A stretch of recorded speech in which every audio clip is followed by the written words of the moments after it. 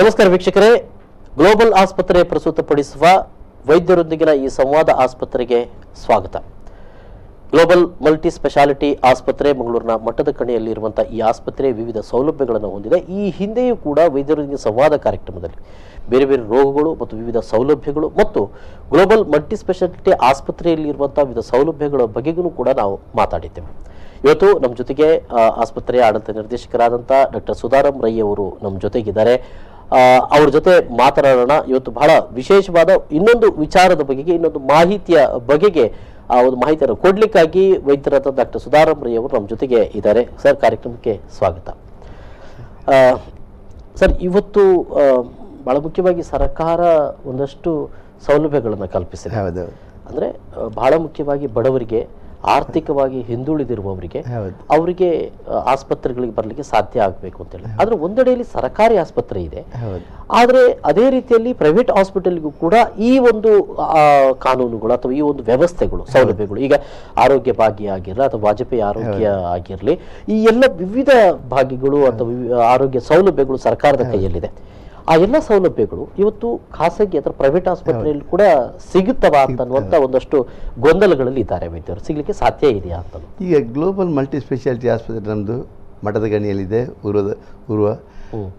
ಇದು ಲೋಕಲ್ ಪೀಪಲ್ಗೆ ಅಂತ ಕೆಲವು ತಲೆಯಲ್ಲಿ, ಅದು ಲೋಕಲ್ಗೆಲ್ಲ, ಎಲ್ಲರೂ ಯಾರಿಗೆ ಬೇಕಾದರೂ ನಮ್ಮ ಕರ್ನಾಟಕ ರಾಜ್ಯದ್ದು ಕೆಲವು ಈಗ ತಾವು ಹೇಳಿದಾಗೇ ಆರೋಗ್ಯ ವಾಜಪೇಯಿ ಸ್ಕೀಮ್ ಆಗಲಿ, ಹಾಗೆ ಸರ್ಕಾರದ ಎಲ್ಲ ಸ್ಕೀಮ್ ಇದೆ. BPL ಕಾರ್ಡ್ ಹೋಲ್ಡರ್ಸ್ಗೆ ಟೋಟಲಿ ಫ್ರೀ, ಸಂಪೂರ್ಣ ಫ್ರೀ, ಅವ್ರ ಎಲಿಜಿಬಿಲಿಟಿ ಇದ್ದರೆ ಅವರಿಗೆ. ಮತ್ತು APL ಕಾರ್ಡ್ ಹೋಲ್ಡರ್ಸ್ಗೆ 30% ಕೊಡಬೇಕಾಗ್ತದೆ, 70% ಫ್ರೀ. ಇಲ್ಲಿ ಸರ್ಕಾರಿ ಆಸ್ಪತ್ರೆಗೂ ಪ್ರೈವೇಟ್ ಹಾಸ್ಪಿಟಲಿಗೂ ಈ ಗೌರ್ಮೆಂಟ್ನ ಫೆಸಿಲಿಟಿಗಳು ಏನು ಡಿಫ್ರೆನ್ಸಸ್ ಏನಿರುತ್ತೆ? ಈಗ ಸರ್ಕಾರಿ ಆಸ್ಪತ್ರೆಗೆ ಹೋದಾಗ ಅಲ್ಲಿ ಅವರು ಕಾಯೋದು ಟೈಮು, ವೇಯ್ಟಿಂಗ್ ಟೈಮ್ ಇರ್ತದೆ ಅವರಿಗೆ. ಈಗ ನಮ್ಮಲ್ಲಿ ಆದರೆ ಬಂದ ಕೂಡಲೇ ಅವರಿಗೆ ರಾಜ್ಯೋಪಚಾರ ಕೊಟ್ಟು ವೆಲ್ಕಮ್ ಮಾಡ್ತೀವಿ ನಾವು. ಅವರು BPL ಕಾರ್ಡ್ ಹೋಲ್ಡರ್, ಅದಕ್ಕೆ ಸರ್ಕಾರ ಕೊಡೋದು ಅಂತ ಹೇಳ್ಕೊಂಡು ನಾವು ತಾತ್ಸಾರ ಮಾಡೋಲ್ಲ.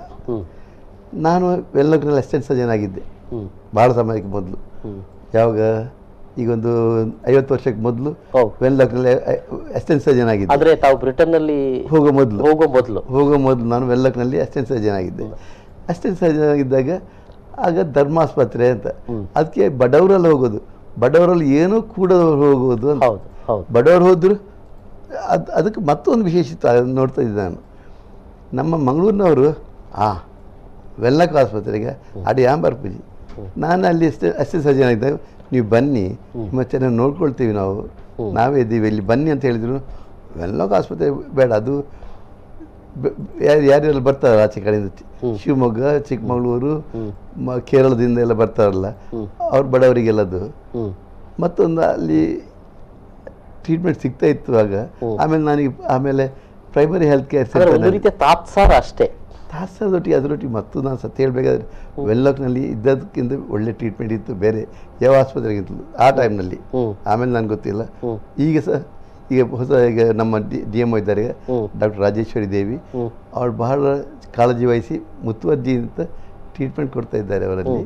ಹಾಗಾಗಿ ಇಂಪ್ರೂವ್ ಆಗಿದೆ. ಈಗ ಆ ಮಧ್ಯೆ ನಾನು ಬಂದಾಗ ಅದು ಮನುಷ್ಯ ಹೋಗೋ ಆಗಿರಲಿಲ್ಲ. ಆಗ ಕೆಲವು ವರ್ಷಕ್ಕೆ ಮೊದಲು ನಾನು ವೆಲ್ಲಕ್ನಲ್ಲಿ ಇಂಗ್ಲೆಂಡಿಂದ ಬಂದಾಗ ಒಮ್ಮೆ ನನ್ನ ಫ್ರೆಂಡ್ಸ್ ಕರೆದ್ರು, ಅಸಿಸ್ಟೆಂಟ್ ಸರ್ಜನ್ಸ್ ಅಲ್ಲಿ ಇದ್ದವರು, ಸೀನಿಯರ್ ಸರ್ಜನ್ಸ್ ಎಲ್ಲ ಕರೆದು, ಬನ್ನಿ ನಿಮ್ಮ ಹಳೆ ಆಸ್ಪತ್ರೆ ಆಗಿದೆ ನೋಡಿ ಅಂತ. ಹೋದಾಗ ನನಗೆ ಭಾಳ ಬೇಸರ ಆಯಿತು. ಅಂದರೆ ಇಲ್ಲಿ ಸಹ ಪೇಷಂಟ್ ಟ್ರೀಟ್ ಮಾಡ್ತಾರಲ್ಲ, ಅದು ಟ್ರೀಟ್ ಸರಿ ಮಾಡೋಲ್ಲ, ಎಲ್ಲರನ್ನು ಪ್ರೈವೇಟಿಗೆ ಕಳಿಸ್ತಾ ಇದ್ರು ಆಗ ಅಲ್ಲಿಂದ. ಸರಿಯಲ್ಲ, ಹಾಗೆ ನಡೀತಾ ಇತ್ತು. ಆಮೇಲೆ ಈಗ ನನಗೆ ಮುಂದಿನ ವಿಷಯ ಹೇಳೋದು, ಈಗಿಂದಲ್ಲ, ಈಗ ಇವರು ಡಾಕ್ಟರ್ ರಾಜೇಶ್ವರಿ ದೇವಿ ಬಂದ ನಂತರ ಭಾಳ ಕೆಲಸ ಮಾಡಿ, ಆಮೇಲೆ ಇಲ್ಲಿ ಮಿನಿಸ್ಟ್ರು ಇದ್ದರು, ನಮ್ಮ ಟಿ ಖಾದರ್ ಅವರು ಹೆಲ್ತ್ ಮಿನಿಸ್ಟರ್ ಆಗಿದ್ದರು. ಹಾಗೆಲ್ಲ ಆಗಿ ನಮ್ಮ ಮಂಗಳೂರಿನದು ಹೆಲ್ತ್ ಒಟ್ಟಿಗೆ ಭಾಳ ಇಂಪ್ರೂವ್ ಆಗಿದೆ. ಹಾಗೆ ಈಗ ಪ್ರೈವೇಟಿಗೂ ಕೊಟ್ಟಿದ್ದಾರೆ.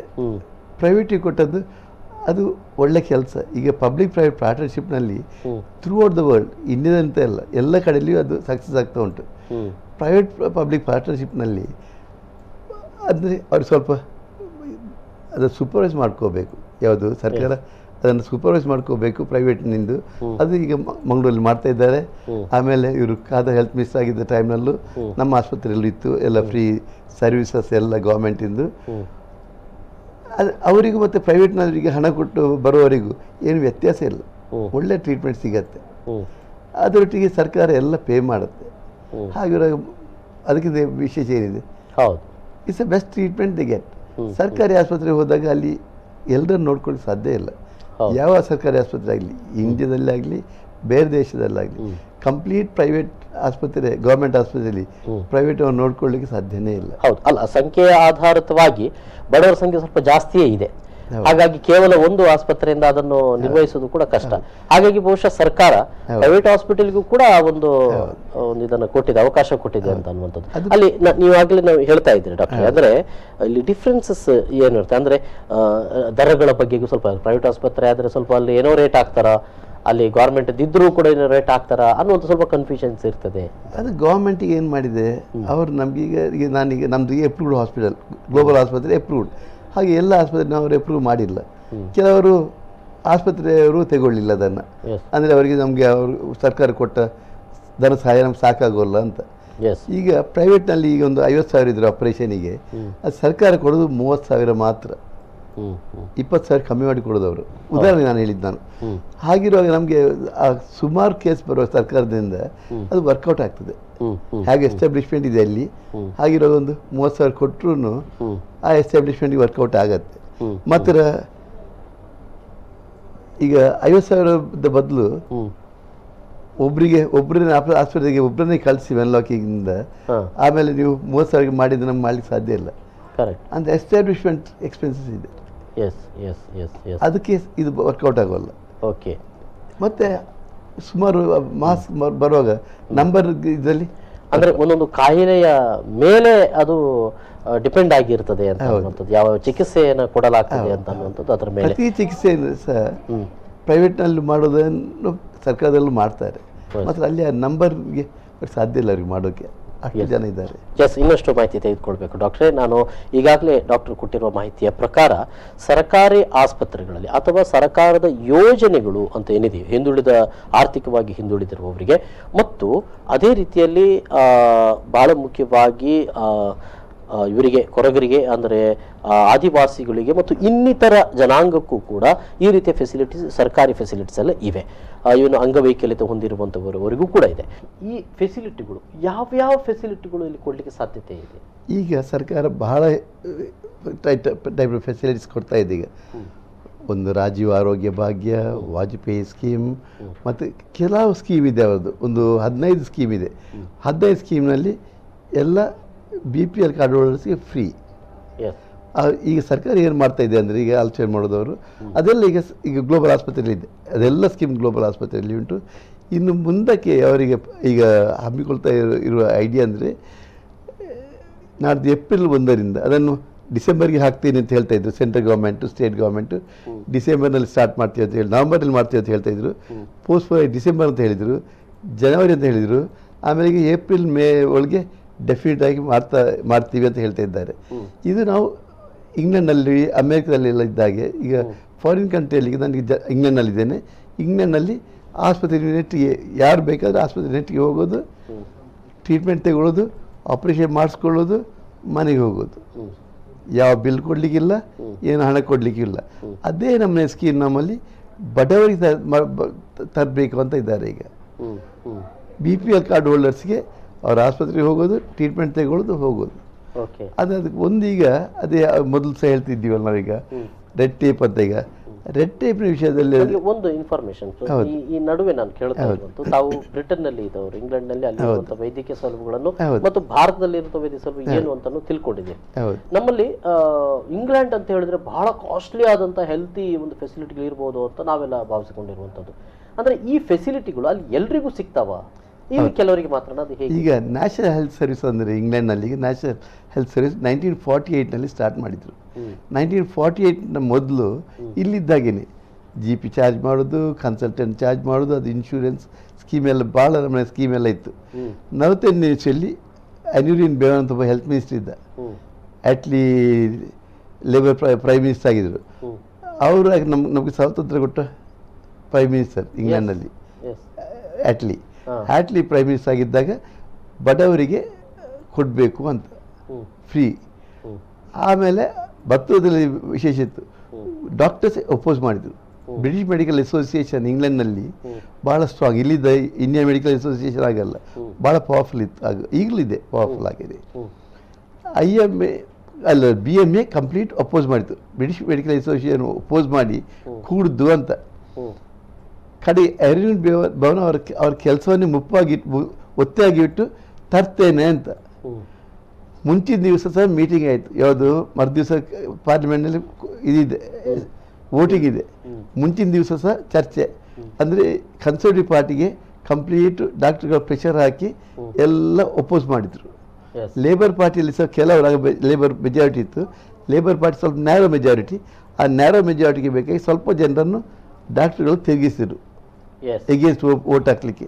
ಸೊ ಅರವಿಂದ್ ಬೆವನ್ ಅದರಲ್ಲಿ ಡಿಫೀಟ್ ಆಗಿ ಅವ್ರ ಮಿನಿಸ್ಟ್ರಿ ಹೋಗ್ತದೆ ಅಂತ ಆಯಿತು.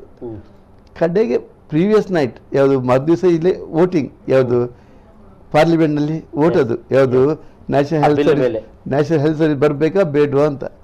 ಆ ಕಡೆಗೆ 2-3 ವೋಟಿಗೆ ಅರವಿಂದ್ ಬೆವನ್ ಗೆದ್ಬಿಟ್ರು, ಪುಣ್ಯಾತ್ಮ ಗೆದ್ಬಿಟ್ಟು ನ್ಯಾಷನಲ್ ಹೆಲ್ತ್ ಸರ್ವಿಸ್ ಬಂತು 48ರಲ್ಲಿ.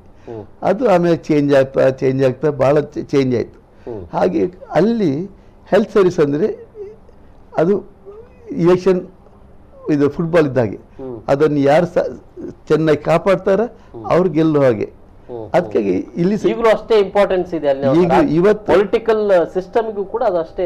ಈಗ ಇಂಡಿಯಾದಲ್ಲಿ ಸಹ ಈಗ ನಾಳೆಗೆ ಹೆಲ್ತ್ ಸ್ಕೀಮ್ ಸ್ಟಾರ್ಟ್ ಮಾಡಿದರೆ ಅದನ್ನು ತೆಗಿತೀವಿ ಅಂತ ಒಂದು ಪಾರ್ಟಿ ಹೇಳಿದ್ರೆ ಆಮೇಲೆ ಆ ಪಾರ್ಟಿ ವಿನ್ ಆಗೋದಿಲ್ಲ. ಈ ಪ್ರತಿಯೊಬ್ಬ ಮನುಷ್ಯನಿಗೂ ಹೆಲ್ತ್ಗೆ ಒಂದು ಸರಿಯಾಗಿ ಒಂದು ಸರ್ಕಾರ ಕೊಡ್ತಾ ಇದ್ರೆ ಬೇರೆ ಯಾವುದು ಬೇಡ ಅವರಿಗೆ. ಕೆಲಸ ಮಾಡೋರಿಗೂ ಆಗಲಿ ಯಾರಿಗಾಗಲಿ ಹೆಲ್ತಿಂದ, ಈಗ ನಮ್ಮ ಆಸ್ಪತ್ರೆಗೆ ಬರ್ತಾರೆ, ಈಗ ನೀನು ರಾತ್ರಿ ಸಹ 1-2 ಜನ ICU ಬಂದಿದ್ದರು, ಪಾಪ ಬಡವರು, ಕಷ್ಟ. ICU ನಮಗೆ ಈ ವೆಂಟಿಲೇಟರ್ಸ್ಗೆಲ್ಲ ಆಗುವಾಗ, ಈಗ ನಮ್ಮಲ್ಲೇ ನಾವು ಇದ್ದದ್ರೆ ಮಂಗಳೂರಲ್ಲಿ ಇದ್ದದ್ರಲ್ಲಿ ನಮ್ಮದು ಕಮ್ಮಿ ಚಾರ್ಜ್, ಬೇರೆ ಕಡೆಯಲ್ಲೆಲ್ಲ 50,000, 25,000, 1 ಲಕ್ಷವರೆಗೆಲ್ಲ ಮಾಡ್ತಾರೆ ಚಾರ್ಜ್. ಪೇಪರಲ್ಲಿ ಬರ್ತಾ ಉಂಟು, ಡೆಂಗಿ ಕಾಯಿಲೆಗೆ 14 ದಿವಸ ಇದ್ದದಕ್ಕೆ 18 ಲಕ್ಷ ಚಾರ್ಜ್ ಮಾಡಿದರು ICUನಲ್ಲಿ ಇಟ್ಟು ಅಂತ, ಹೀಗೆಲ್ಲ ಬರ್ತಾ ಉಂಟು. ಇಟ್ಸ್ ಎಕ್ಸ್ಪೆನ್ಸಿವ್ ಟ್ರೀಟ್ಮೆಂಟ್, ಪಾಪ ಬಡವರಿಗೆ ಕಷ್ಟ. ಆದರೆ ನಾವೇನು ಮಾಡೋದು, ಮತ್ತೆ ಏನಾದರೂ ಮಾಡಿ ಕೊಡಬೇಕಲ್ಲ, ಅವರಿಗೆ ಬದುಕಬೇಕಲ್ಲ, ಏನಾದ್ರು ಮಾಡ್ತೀವಿ. ಮಾತ್ರ ಇಂಥದ್ದೆಲ್ಲ ಗೌರ್ಮೆಂಟೇ ವಹಿಸ್ಕೊಳ್ಬೇಕು ಜವಾಬ್ದಾರಿ. ಈ ಕೆಲವು ಸ್ಟೇಟ್ನಲ್ಲಿ, ನನಗೆ ಕೇರಳವ ತಮಿಳ್ನಾಡು ಸರಿ ಗೊತ್ತಿಲ್ಲ, ಒಂದು 2-3 ಸ್ಟೇಟ್ನಲ್ಲಿ ICU ಟ್ರೀಟ್ಮೆಂಟ್ ಸರ್ಕಾರದಿಂದ ಫ್ರೀ ಕೊಡ್ತಾ ಇದ್ದಾರೆ. ನಮ್ಮ ಕರ್ನಾಟಕದಲ್ಲಿ ಕೊಡ್ತಾ ಇಲ್ಲ. ICUನಲ್ಲಿ ನನ್ನ ಲೆಕ್ಕದಲ್ಲಿ ಕೊಡಲೇಬೇಕು. ಇದೇ ನನಗೆ ತಿಳಿಬೇಕಾಗಿರುವಂಥದ್ದು. ಈ ICU ಟ್ರೀಟ್ಮೆಂಟ್ ಏನಿದೆ ಅಂದರೆ ಇಂಥ ಮೇಜರ್ ಇಂಟೆನ್ಸಿವ್ ಕೇರ್, ಇದು ಈ ಇಂಟರ್ವ್ಯೂ ಕೇರ್ಗಳೆಲ್ಲ ಈ ಇದರಲ್ಲಿ ಬರ್ತದೆ. ಇಂಟೆನ್ಸಿವ್ ಕೇರ್ ಯೂನಿಟ್ನಲ್ಲಿ ಉಂಟಲ್ಲ ICU ಕೇರ್ ಮೇಜರ್ ಪ್ರಾಬ್ಲಮ್ಸ್ಗೆ, major illness following major surgery, ಅದಕ್ಕೆ ಅದು ಎಕ್ಸ್ಪೆನ್ಸಿವ್ ಟ್ರೀಟ್ಮೆಂಟ್. ಅದು ಕೆಲವು ಸಲ ಲಕ್ಷಗಟ್ಟಲೆ ಹೋಗ್ತದೆ ಬಿಲ್ಲು. ಅದನ್ನು ಬಡವರಿಗೆ ಕೊಡಲಿಕ್ಕೆ ಭಾಳ ಕಷ್ಟ. ಸರ್ಕಾರ ಅದರ ಜವಾಬ್ದಾರಿ ತಗೊಳ್ತಾ ಇಲ್ಲ. That is not the right way, I think. ಇವರು ಇಷ್ಟು ಕೊಡುವಾಗ ಅದು ಮಾಡ್ತೇವೆ ಇದು ಮಾಡ್ತೇವೆ ಅಂತ ಹೇಳುವಾಗ ICU ಟ್ರೀಟ್ಮೆಂಟ್ ಯಾಕೆ ಕೊಡೋಲ್ಲ ಗೊತ್ತಿಲ್ಲ. ಇಲ್ಲಿ ಸರ್ಕಾರದ ಸೌಲಭ್ಯಗಳು ಕೇವಲ ಒಬ್ಬ ಔಟ್ ಪೇಷಂಟ್ಗೆ ಮಾತ್ರ ಅಂತ ಆದರೆ ಅದರ ಪ್ರಯೋಜನಗಳು ಏನು ಅಂತ. ಈಗ ಔಟ್ ಪೇಷಂಟ್ನಲ್ಲಿ ಟ್ರೀಟ್ಮೆಂಟ್ ಯಾವುದೂ ಇಲ್ಲ ಫ್ರೀ ಸರ್ಕಾರದಿಂದ. ಅದಕ್ಕೆ ಸರ್ಕಾರಿ ಆಸ್ಪತ್ರೆಗೆ ಹೋಗಿ ಅಂತ ಹೇಳ್ತಾರೆ. ಸರ್ಕಾರಿ ಆಸ್ಪತ್ರೆಯಲ್ಲಿ ಹೋಗ್ಬೋದು, ಅಂದರೆ ಅಷ್ಟು ಫೆಸಿಲಿಟೀಸ್ ಕೊಟ್ಟಿಲ್ಲ ಇನ್ನು. ಅಂದರೆ number of doctors, number of patients ಬರೋದಕ್ಕೆ ಪ್ರಪೋರ್ಷನ್ಗೆ ಇಲ್ಲ ಅಷ್ಟು. ಎಲ್ಲ ಪೇಷಂಟ್ಸ್ ಸರ್ಕಾರಿ ಆಸ್ಪತ್ರೆಗೆ ಹೋದರೆ ಔಟ್ ಪೇಷಂಟಿಗೆ ಬೆಳಿಗ್ಗೆ ಸಾಯಂಕಾಲವರೆಗೆ ಡಾಕ್ಟ್ರುಗಳಿಗೆ ಹೇಳಲಿಕ್ಕೆ ಸಾಧ್ಯ ಇಲ್ಲ ಕೂತಲ್ಲಿಂದ, ಭಾಳ ಕಷ್ಟ. ಹಾಗೆ ಆಪ್ರೇಷನ್ ಅಷ್ಟೇ. ಈಗ ಮಂಗಳೂರಲ್ಲಿ ಇರುವ ICU beds, intensive care unit beds, ಆಮೇಲೆ ಆಪ್ರೇಷನ್ ಥಿಯೇಟರ್ಗಳು, ಎನೆಸ್ಥೆಟಿಸ್ಟ್ಗಳು, ಸರ್ಜನ್ಸ್ಗಳು ಸರ್ಕಾರ ಅಲ್ಲ, ಯಾರಿಗೂ ಅಷ್ಟು ಕೊಡಲಿಕ್ಕೆ ಸಾಧ್ಯ ಇಲ್ಲ. ಇನ್ನೂ ಕಟ್ಟಿಸ್ಬೇಕು ಅಷ್ಟೇ ಆಸ್ಪತ್ರೆ, ಇನ್ನೂ ಎಕ್ಸ್ಟೆನ್ಷನ್ ಕಟ್ಟಿಸಬೇಕು, ಮಾಡಿಸಬೇಕು, ಹಾಗಾದರೆ ಮಾತ್ರ ಸಾಧ್ಯ. ಅದರಲ್ಲಿ ಮಂಗಳೂರಿನಲ್ಲಿ ಈಗ ಮೆಡಿಕಲ್ ಕಾಲೇಜ್ ಇದ್ದು, ಇಷ್ಟು ಮೆಡಿಕಲ್ ಕಾಲೇಜ್ ಇರುವಾಗ, ಆಮೇಲೆ ಕಸ್ತೂರ್ಬಾ ಮೆಡಿಕಲ್ ಕಾಲೇಜ್ ಈಗ ವೆಲ್ಲಾಕ್ ಮ್ಯಾನೇಜ್ಮೆಂಟ್ ತಗೊಳ್ತಾ ಇದ್ದಾರೆ ಜವಾಬ್ದಾರಿ. ಹಾಗೆಲ್ಲ ಇರುವಾಗ ಸ್ವಲ್ಪ ಅದು ಫೆಸಿಲಿಟೀಸ್ ಜಾಸ್ತಿ ಆಗ್ಬೋದು. ಆದರೆ ಬೇರೆ ಕಡೆ ಆ ಫೆಸಿಲಿಟೀಸ್ ಇಲ್ಲ. ಈಗ ಒಬ್ಬ ಸುಳ್ಯಕ್ಕೆ ಹೋದರೆ ಅಥವಾ ಬೆಳ್ತಂಗಡಿಗೆ ಹೋದರೆ ಫೆಸಿಲಿಟಿ ಸರ್ಕಾರದಿಂದ ಭಾಳ ಮೀಗರ್. ಎಸ್, ಏನಿದ್ರು ಕೂಡ ಪ್ರೈವೇಟ್ ಹಾಸ್ಪಿಟಲ್ ಅತ್ಯಾಧುನಿಕವಾದ ಆಸ್ಪತ್ರೆಗಳಲ್ಲಿ ಅದು ಕೊಡಬೇಕಾಗಂತ ಅನಿವಾರ್ಯತೆ ಕೂಡ ಇದೆ ಅಂತ. ಈಗ ಹೆಲ್ತ್ ಫಾರ್ ಆಲ್ ಅಂತ ಈಗ ಸರ್ಕಾರ ಮಾಡ್ತಾ ಉಂಟು. ಈಗ ಅದು ಆ ಹೆಲ್ತ್ ಫಾರ್ ಆಲ್ನಲ್ಲಿ BPL ಕಾರ್ಡ್ ಹೋಲ್ಡ್ಸ್ಗೆ ಎಲ್ಲ ಫ್ರೀ ಅಂತ ಹೇಳ್ತಾ ಇದ್ದಾರೆ. ಮಾತ್ರ ಅದರಲ್ಲೂ ಹೇಳ್ತಾ ಇದ್ದಾರೆ ಅವರು ವೆಲ್ಲಾಕ್ ಆಸ್ಪತ್ರೆ ಅಥವಾ ತಾಲೂಕು ಆಸ್ಪತ್ರೆ ಡಿಸ್ಟ್ರಿಕ್ಟ್ ಆಸ್ಪತ್ರೆಗೆ ಹೋಗಿ ಚೀಟಿ ತೆಗೊಂಡು ಹೋಗಬೇಕು ಅಂತ. ಅದು ಆ ರೆಡ್ ಟೇಪ್ ಹೇಗೆ ವರ್ಕ್ ಆಗ್ತದೆ ಗೊತ್ತಿಲ್ಲ. ಇದು ಎಲ್ಲ ಈ ರೆಡ್ ಟೇಪ್ ಬಿಟ್ಟರೆ ಬಡವರಿಗೆ ಕಡೆಗೆ ಅವರಿಗೆ ಅದೇ ಚೀಟಿಗೆ ಹೋಗಿ ಅಲ್ಲಿ ಬೆಳಿಗ್ಗೆ ಸಾಯಂಕಾಲ ಅವ್ರಿಗೆ ಕಾಯೋ ಬದಲು ಕಾಯಬೇಕು, ಯಾರನ್ನು ಮಾತಾಡಿಸಬೇಕು ಅಂತ ಅವರಿಗೆ ಗೊತ್ತಿರುವುದಿಲ್ಲ. ಅಲ್ಲಿಂದ ಇಲ್ಲಿಗೆ ಇಲ್ಲಿಂದ ಅಲ್ಲಿಗೆ ಅಂತ ಅಡ್ಡಾಡಿಸುವಂತದ್ದೇ ಆಗಿಬಿಡ್ತದೆ. ಕೊನೆಗೆ ಅದು ಬಹುಶಃ ನಾವು ಆಗ್ಲೇ ಹೇಳಿದ ಹಾಗೆ ರೋಗಿ ಅಲ್ಲೇ ಸಾವನ್ನಪ್ಪುವಂತ ಸಾಧ್ಯತೆಗಳು ಕೂಡ ಇರ್ತದೆ ಅಂತ. ಸರಳೀಕರಿಸಿದ್ರೆ ಖಂಡಿತ ಸಾಧ್ಯ. ಸರಳೀಕರಿಸಿದ್ರೆ ಸರಿಯಾಗಿ ಆಲೋಚಿಸಿ ಮಾಡಿದರೆ ಬಹಳ ಒಳ್ಳೆ ಸ್ಕೀಮ್ ಇದು, ಬಹಳ ಉತ್ತಮ. ಬಡವರಿಗೆ ಹೆಲ್ತ್ ಒಂದು ಸಿಕ್ಕಿದೆ ಸರಿಯಾಗಿ, ಬೇರೆ ಯಾವುದು ಬೇಡ ಬಡವರಿಗೆ. ಅಂದರೆ ಕಷ್ಟ ಅಂತ ಗೊತ್ತಾ, ಯಾವ ಬರ್ತದೆ ಅಂತ ಗೊತ್ತಿಲ್ಲ. ಈಗ ಸೀರಿಯಸ್ ಇಲ್ನೆಸಸ್, ಹಾರ್ಟ್ ಅಟ್ಯಾಕ್, ಯಾವಾಗ ಹಾರ್ಟ್ ಅಟ್ಯಾಕ್ ಆಗ್ತದೆ ಅಂತ ಯಾರಿಗೆ ಗೊತ್ತುಂಟು?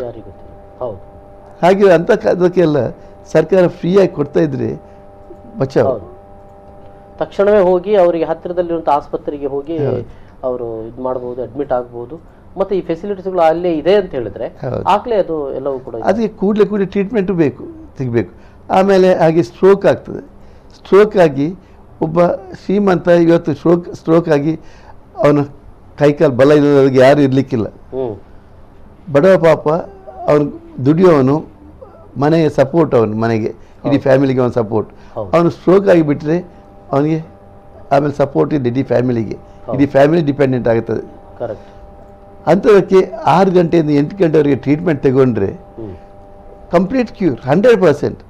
ಈಗ ಸ್ಟ್ರೋಕ್ ಆಗೋ ಮೊದಲು ಒಬ್ಬ ಸ್ಟ್ರೋಕ್ ಈಗ ಇಲ್ಲೇ ಈಗ ಒಬ್ಬ ಈಗ ಇಲ್ಲಿ ಕೂತ್ಕೊಂಡು ಮಾತಾಡ್ತಾ ಇದ್ದಾಗಲೇ ಕೈಕಾಲಲ್ಲಿ ಬಲ ಇಲ್ಲದಾಗಿ ಸ್ಟ್ರೋಕ್ ಆಗ್ತದೆ ಅವರಿಗೆ, ಕಾರ್ಡಿಯೋವಾಸ್ಕ್ಯುಲರ್ ಆಕ್ಸಿಡೆಂಟ್.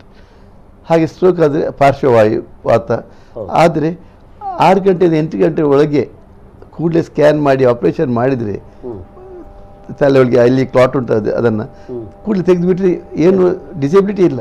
ಕೆಲವು ವರ್ಷಗಳ ಹಿಂದೆ ಪಾರ್ಶ್ವವಾಯು ಅಂತ ಅನ್ನೋದಕ್ಕೆ ಚಿಕಿತ್ಸೆ ಬಗ್ಗೆ ಜನರಿಗೆ ಗೊತ್ತಿರಲಿಲ್ಲ.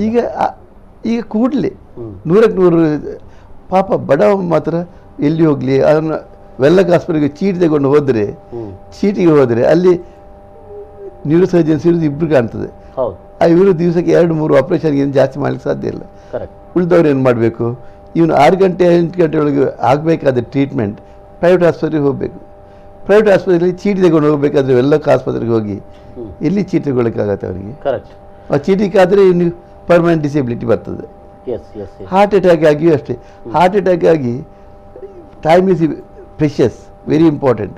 ಇವನು ಮನೆ ಹತ್ತಿರ ಇರೋದು ಪ್ರೈವೇಟ್ ಆಸ್ಪತ್ರೆ ಆದರೆ ಈಗ ವೆಲ್ಲಕ್ ಆಸ್ಪತ್ರೆಗೆ ಹೋಗಲಿಕ್ಕೆ 2 ಗಂಟೆ ಟೈಮ್ ಬೇಕಾದರೆ ಕಾರ್ನಲ್ಲಿ ಅವನು ಸತ್ತೋದ ಪಾಪ.